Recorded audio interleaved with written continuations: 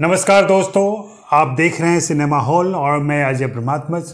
आज मैं 10वीं का रिव्यू करूंगा। 10वीं तुषार जलोटा की फिल्म है और यह नेटफ्लिक्स पर स्ट्रीम हो रही है। इसका निर्माण दिनेश विजन ने किया है और इसमें अभिषेक बच्चन, निम्रत कौर, यामी गौतम धर मुख्य भूमिकाओं में हैं। कहानी हरित प्रदेश की है। हरित प्रदेश लगता है हरियाणा ही है क्योंकि इस फिल्म का नायक गंगाराम चौधरी हरियाणवी बोलता है।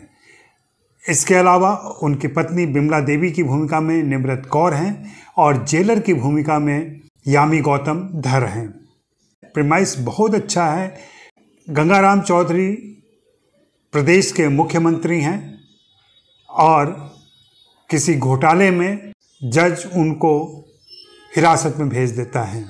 उसके बाद वे तय करते हैं कि उनकी कुर्सी पर बिमला देवी बैठेंगी। फिल्म के शुरू में हम बिमला देवी को देखते हैं कि वह ऊंचा बोल भी नहीं पाती हैं, बहुत सहमी रहती हैं, लेकिन कुर्सी पर बैठते ही उनके व्यक्तित्व में एक परिवर्तन आता है जो सत्ता की वजह से आता है, सत्ता के मद में आता है या सत्ता के लोभ में आता है। और फिर हम एक नई बिमला देवी का दर्शन करते हैं।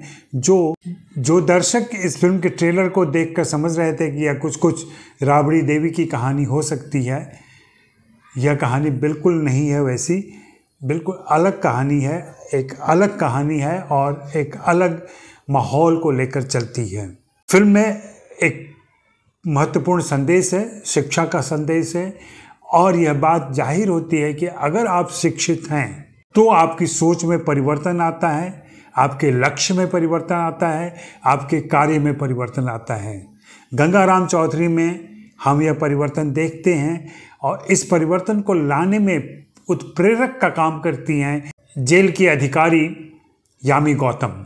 कहानी रितेश शाह और सुरेश नायर ने लिखी है। उन्होंने इस मकसद को दिखाने के लिए कुछ घटनाएं बुनी हैं। ज़्यादातर कहानी जेल के अंदर है जो थोड़ी देर के बाद एक रास्ता पैदा करती है क्योंकि घटनाओं में दोहराव जैसा दिखने लगता है। फिर भी मैं अभिषेक बच्चन की तारीफ करूंगा कि उन्होंने इस किरदार को निभाने के लिए जितनी मेहनत की है, बॉडी लैंग्वेज से लेकर के भाषा और तमाम चीज़ों पर, वह काबिल तारीफ है। वहीं इस फिल्म में सबसे ज़्यादा प्रभावित करती हैं निम्रत कौर बिमला देवी की भूमिका में। उनमें जो दर्प है, उनमें जो एक सत्ता का घमंड है और कुर्सी पर टिके रहने की ज़िद है, यह देखने में बनता है। इसलिए भी कि वह जिस पृष्ठभूमि से आती हैं और शुरू में उनका व्यक्तित्व जैसा दिखाया गया है, वह परिवर्तन निश्चित रूप से सत्ता की वजह से होता है। यामी का किरदार उत्प्रेरक का ही किरदार है। उनकी छोटी भूमिका है लेकिन महत्वपूर्ण भूमिका है और उन्होंने अपने किरदार को, चाहे वो पुलिस का ड्रेस पहने या फिर सामान्य वेशभूषा में रहें, अच्छी लगती हैं स्क्रीन पर और उन्होंने अपने किरदार को जीवंत किया है। बाकी माहौल, पृष्ठभूमि, इसमें आर्ट डायरेक्शन में थोड़ी कमियां मुझे लगती हैं। खास करके कॉस्ट्यूम जो गंगाराम चौधरी को दिया गया है, कपड़ा देखने से लगता है लिनन है और ख़ास कुर्ता पजामा स्टाइल। पता नहीं, इस जेल में कोई भी कैदियों का कपड़ा नहीं पहनता है, सभी अपने कपड़े में दिखते हैं। हो सकता है यह कोई नया प्रयोग हो या ऐसा कोई नया जेल हो।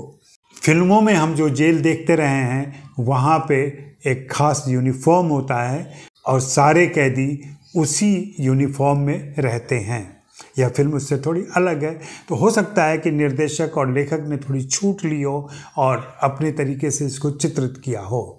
मुझे यह फिल्म अच्छी इस मायने में लगी कि एक संदेश देती हुई यह फिल्म राजनीति के तमाम दांव पेच, छल प्रपंच, मार काट, कुर्सी, इन सभी को समेटती हुई चलती है और एक महत्वपूर्ण बात कहती है कि शिक्षा ही परिवर्तन का बड़ा कारण हो सकता है।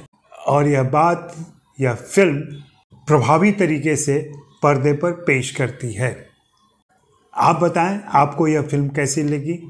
चैनल को सब्सक्राइब करें, सिनेमा हॉल को सब्सक्राइब करें, buy me a coffee link पर जाकर मेरे लिए कॉफ़ी खरीदें और मेरे साथ बने रहें। शुक्रिया, मेहरबानी, धन्यवाद। फिर मिलेंगे।